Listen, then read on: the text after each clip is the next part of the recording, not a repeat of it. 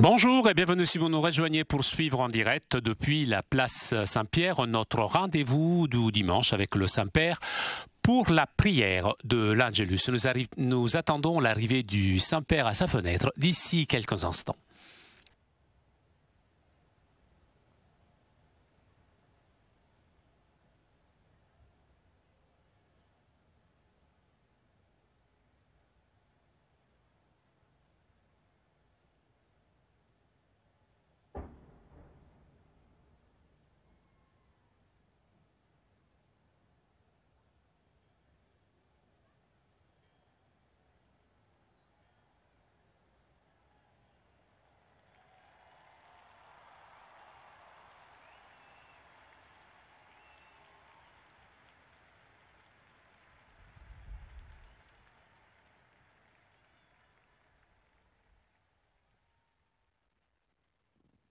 Cari fratelli e sorelle, buongiorno. Con la festa del battesimo del Signore, Avec la fête du baptême du Seigneur, célébrée dimanche dernier, nous sommes rentrés dans le temps liturgique appelé ordinaire. En ce 10e dimanche, l'Évangile nous présente la scène de la rencontre entre Jésus et Jean-Baptiste dans le Jourdain. Celui qui raconte est le témoin oculaire Jean l'Évangéliste, qui, avant d'être disciple de Jésus, était disciple de Baptiste. Avec son frère Jacques, Simon et André, tous de Galilée, tous des marins pêcheurs.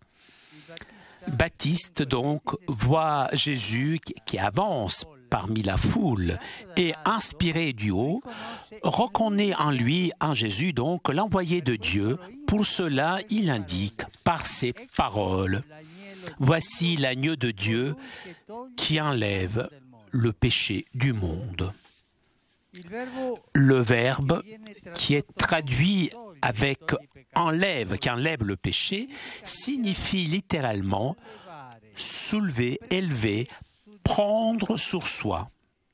Jésus est venu dans le monde avec une mission bien précise: libérer le monde de l'esclavage du péché, prenant sur lui les fautes de l'humanité. De quelle façon? Par l'amour. Il n'y a pas d'autre façon de vaincre le mal et le péché, sinon par l'amour qui pousse au don de sa propre vie pour les autres. Dans le témoignage de Jean le Baptiste, Jésus a les traits du serviteur du Seigneur qui a pris sur lui nos souffrances, nos douleurs, et jusqu'à mourir sur la croix.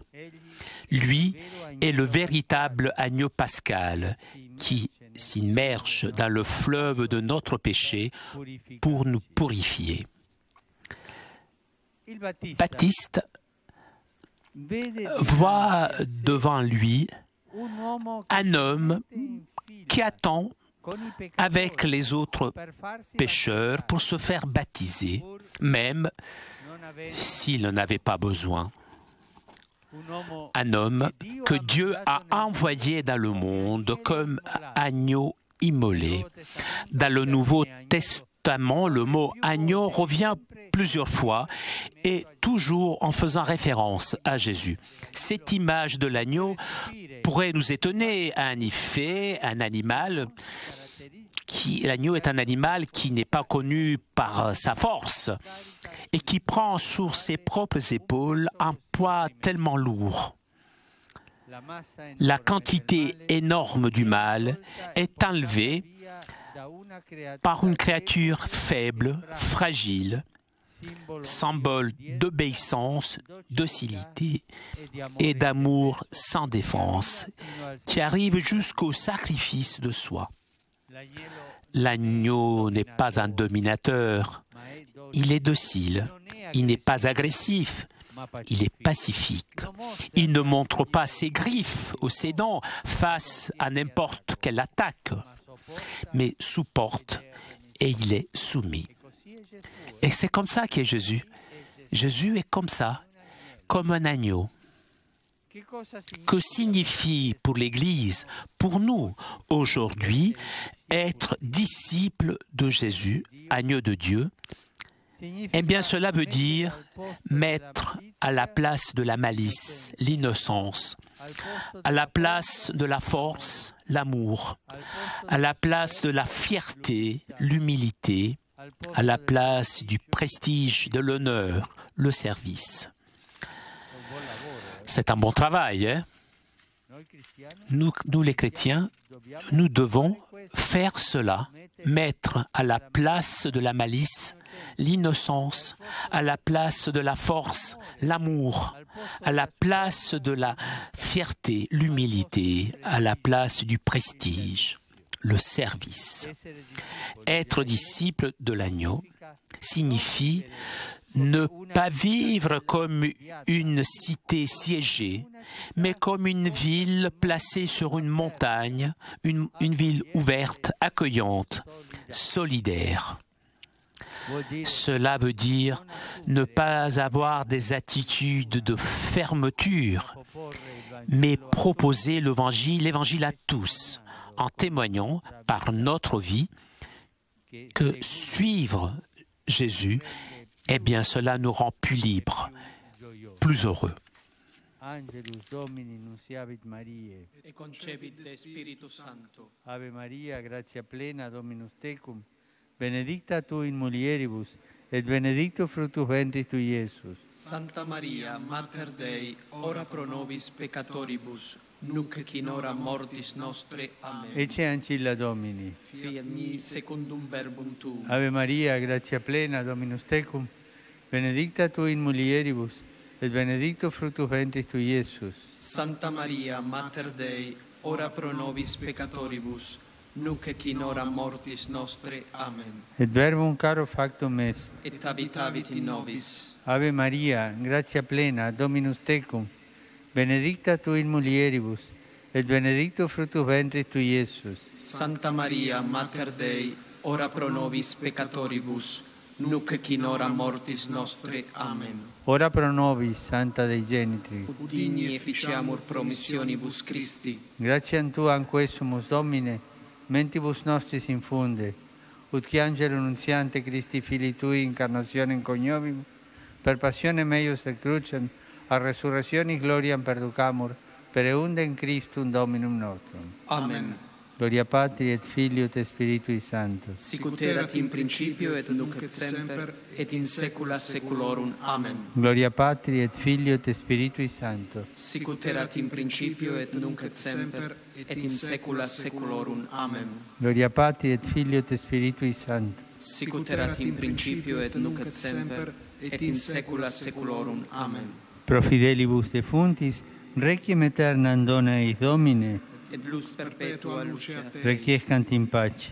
Amen. Sin nomen Domini benedictum. Ex hoc nunc et usque in saeculum. Aiutorium nostrum in nomine Domini. Qui fecit caelum et terram. Benedicat vos omnipotens Deus, Pater et Filius et Spiritus Sanctus. Amen.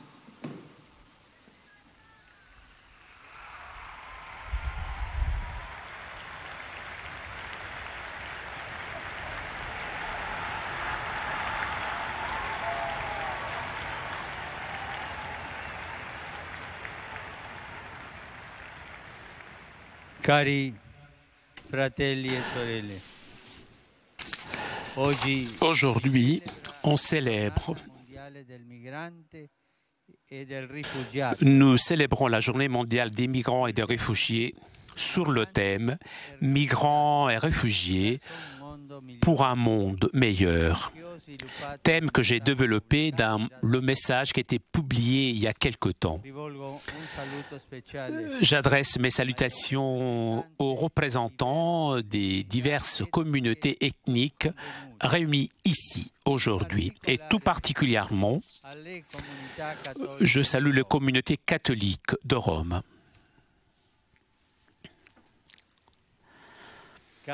Chers amis, vous êtes proches du corps de l'Église, puisque l'Église est un peuple en marche vers le royaume de Dieu que Jésus a porté parmi nous.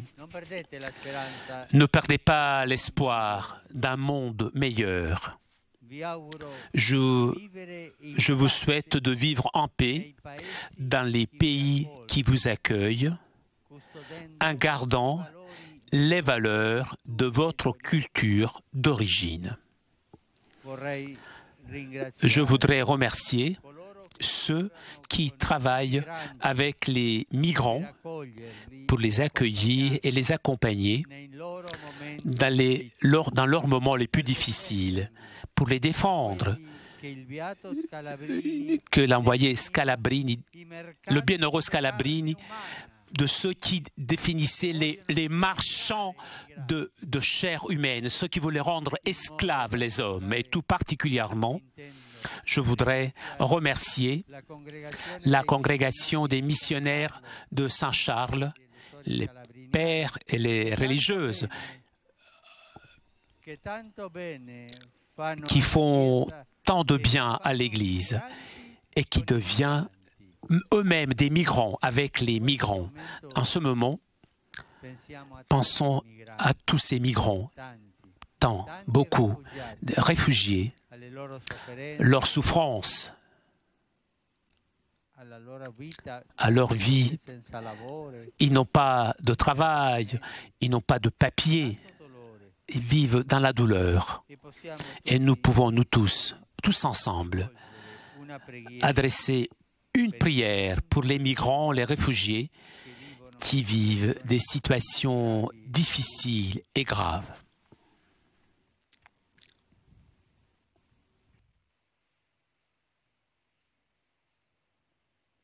Ave Maria, piena di grazia, Signore è con te.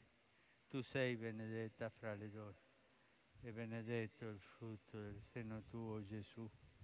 Santa Maria, Madre di Dio, prega per noi peccatori, adesso nell'ora della nostra morte. Amen.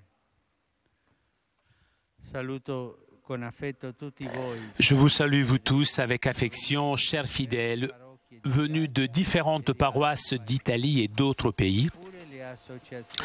Je salue aussi les associations et les différents groupes, et tout particulièrement, je salue les pèlerins espagnols de Pontevedra, et les étudiants de Badajoz. Je salue les anciens élèves de l'œuvre d'Onorione, l'association laïque Amour Miséricordieux, et le choral Saint-François Montelupone. Je vous souhaite à vous tous un bon dimanche et un bon déjeuner. Arrivederci. Chers amis, nous arrivons à la conclusion de notre liaison avec Rome. Un grand merci à Telepace pour ces images ainsi que CTV. Et un grand merci aussi à nos amis d'Immédiat. Merci à Laure qui était aujourd'hui à la technique. Merci bien évidemment à vous pour votre fidélité. Prochain rendez-vous avec le Saint-Père, mercredi prochain à partir de 10h pour l'audience générale. En attendant, je vous souhaite un très bon dimanche et un buon pranzo. Ciao!